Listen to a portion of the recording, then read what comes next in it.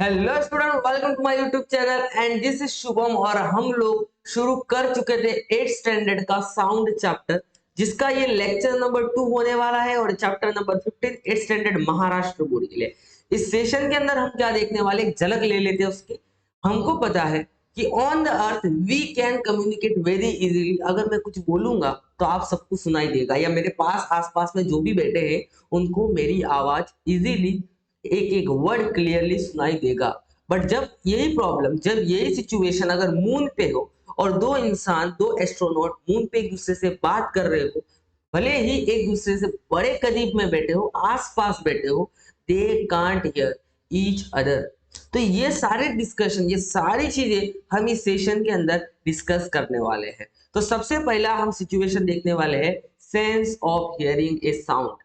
आपके text book का ये टॉपिक है कि हम किस तरीके से सुन पाते हैं।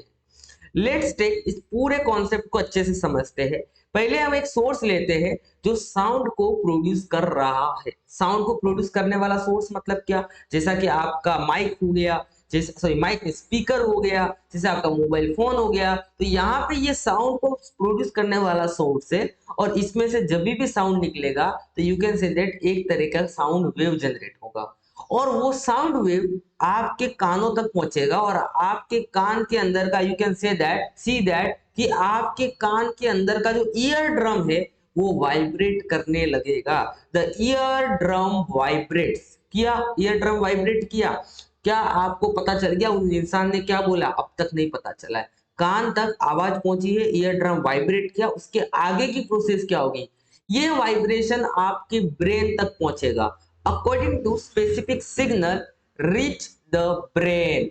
ये वाइब्रेशन आपके ब्रेन तक एक सिग्नल पहुंचाएगा, और उसके बाद आपको पता चलेगा we get sense of hearing a sound. जैसा यहाँ पे इस इंसान को हेलो सुनाई दे रहा है, तो we get sense of hearing a sound. ये कॉन्सेप्ट समझ में आ गया। ईयर ड्रम वाइब्रेट करेगा, वाइब्रेशन का सिग्नल आपके ब्रेन तक पहुंचेगा, और आपको वो वर्ड क्लियरली सुनाई देगा। तो सेंस ऑफ हियरिंग साउंड वाला टॉपिक कॉन्सेप्ट आपको समझ में आई है। हेडिंग आपके टेक्स्ट बुक में नहीं है, ये हेडिंग मैंने जानबूझ के दी कि आपके चीजें क्लियर हो, ऑर्गेनाइज तरीके से आप पढ़ते रहो, ठीक है। अब नेक्स्ट बात समझते हैं, साउंड वेव है। हालांकि हमने वीडियो लेक्चर नंबर 1 में बात की थी, लेकिन यहाँ पे समझते हैं साउंड वेव क्या होती है। Periodic motion of the prongs. आपको पता है ये प्रोंग्स वाइब्रेट कर रहा है इस तरीके से, this is the periodic motion of the prong. अब आपको पता है कि जब ये प्रोंग वाइब्रेट करेगा तो क्या होगा? It's create compression and rare in the air. Air के अंदर compression rarefaction, compression rarefaction produce होने वाला है। और उसके वजह से क्या होगा? उसके वजह से होने वाला है these are propagated away from the prongs। और यही कंप्रेशन और रेयर फ्रैक्शन, सिंपली बोले तो वो वेव प्रोंग से आगे आगे धीरे धीरे क्या होगी? बढ़ती जाएगी, मूव करते जाएगी, और साउंड आगे आगे ट्रेवल करते जाएगा। प्रोपोगेट करना मतलब ट्रेवल करना, propagate away from the prongs. बात समझ में आया? These are nothing but sound wave, और ये कुछ नहीं, एक तरीके का क्या है? साउंड वेव है। तो अगर साउंड वेव का डेफिनेशन आए तो आप इसको अच्छे से ऑर्गेनाइज तरीके से लिख सकते हो, ठीक है। पूरा कॉन्सेप्ट आपको साउंड वेव का समझ में आ गया। अब हम बात करने वाले हैं propagation of sound and medium. Propagation का मतलब मैंने बताया, साउंड का ट्रेवल करना, और मीडियम का मतलब वही आपका एयर, वाटर, सॉलिड, लिक्विड, ये सब क्या है? हमारा एक तरीके का मीडियम है।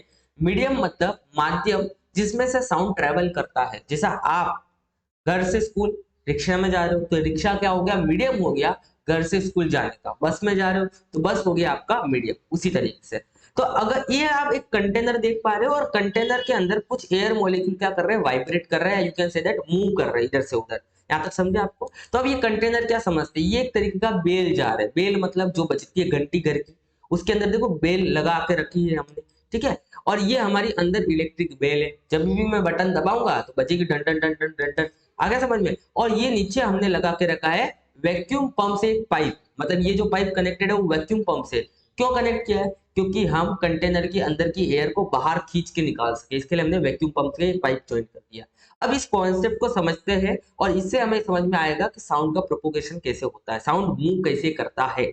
ओके, तो पहला बात, at the start of experiment the vacuum pump is of. ये जो वैक्यूम पंप आपको दिख रहा है ये ऑफ है, मतलब बंद है।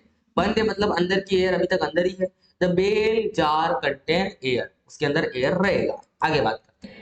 If the key of electric bell now on, मैंने जो अंदर जो इलेक्ट्रिक बेल लगी है उसका बटन मैंने दबा दिया, तो आपको पता है क्या होगा, वो इलेक्ट्रिक बेल बजने लगेगा, टकराने लगेगा। आया समझ में? और एक आवाज आने लगेगा, the bell start ringing and the ring can be heard from outside the bell jar। उसमें से आवाज आएगा और ये आवाज आप बेल जार के बाहर तक भी आएगा, हमें सुनाई देगा, क्योंकि अंदर क्या है अभी एयर मॉलिक्यूल से। बात समझ में आ रहा है आपको? If the vacuum pump is switch on, मान लो अब वैक्यूम पंप का मैंने बटन दबा दिया, अब क्या होगा, जैसे मैंने वैक्यूम पंप का बटन दबाया तो आप देख पा रहे हो कि अंदर की एयर, अंदर की जो एयर से वो क्या होने लगी, बाहर की तरफ जाने लगी, और अंदर का एयर का क्वांटिटी क्या हो गया, कम हो गया। It start removing the air from the bell jar, और अगर बेल जार से एयर बाहर निकल गया तो the quantity of air inside the bell jar decreases और the level ringing of sound hearing outside also decreases. अब आपको जो बाहर आवाज सुनाई देगी वो अब आपको कम सुनाई देने वाली है। ठीक है, और क्लियर कट समझते हैं इसी टॉपिक को और अच्छे से देखो। आपको कम the quantity of air like inside the bell jar will be low, जैसे जैसे क्वांटिटी ऑफ एयर एकदम कम हो गया, अभी देखो सिर्फ 2 मॉलिक्यूल एयर के। At this point the level of ringing sound will also be very low, या तो आपको सुनाई भी नहीं देगा, साउंड का आवाज एकदम कम हो जाएगा, या तो आपको सुनाई नहीं देगा। देखो बेल जार टकरा तो रहा है, आप देख पा रहे हो वो टकरा तो रहा है, बट आपको कोई आवाज नहीं आएगी, क्योंकि अब अंदर एयर ना के बराबर। दिस एक्सपेरिमेंट क्या डिमोन्स्ट्रेट करता है, that sound generated and propagated needs a medium, sound को जनरेट होने में और प्रोपोगेट मतलब मूव होने में मीडियम की बहुत ज्यादा आवश्यकता है। अगर जब तक अंदर एयर था तब तक आवाज आ रही थी, जैसे एयर अंदर से गायब हो गया आवाज आनी क्या हो गई, बंद हो गई। Sound travel through some material medium like solid liquid और गैस एंड रिचेस अस, इसका मतलब है कि साउंड तभी ट्रेवल कर पाएगा जब वहां पे कोई मटेरियल मीडियम होगा, जैसे क्या सॉलिड हो सकता है, लिक्विड मतलब वाटर वगैरह हो सकता है, या गैस जैसा हमारे आसपास में एटमॉस्फेयर है, तब जाके साउंड हमारे कानों तक पहुंचता है। ये तक बात समझ में आया? सबसे पहला सवाल आपके लिए है, sound can not travel through, sound किसमें से ट्रेवल नहीं कर पाएगा, वाटर से, एयर से, आयरन से, या वैक्यूम से? इसका आंसर आपको कमेंट सेक्शन में बताना है। मैं वैक्यूम का मतलब बता देता हूँ, एक ऐसी जगह, एक ऐसा स्पेस, ऐसा रीजन जहां पे कुछ भी नहीं है, नो मटेरियल मीडियम प्रेजेंट। ठीक है, नेक्स्ट, क्या आप कभी स्पेस एस्ट्रोनॉट के बारे में सुना? अगर मान लो on the moon astronaut will be unable to listen to each other, moon के ऊपर एस्ट्रोनॉट एक दूसरे से बात क्यों नहीं कर पाते या एक दूसरे की आवाज क्यों नहीं सुन पाते, इसको कंप्लीट करते हैं। तो सबसे पहले इसको सिंपली समझ में जाए तो हम अगर अर्थ की बात करें तो अर्थ के ऊपर क्या है, अर्थ के ऊपर मीडियम है, अर्थ के ऊपर एटमॉस्फेयर है, अर्थ के ऊपर एयर है, अर्थ के ऊपर वाटर है, तो इसके लिए मीडियम होने की वजह से हम एक दूसरे की आवाज, एक दूसरे का साउंड को लिसन कर पाते हैं।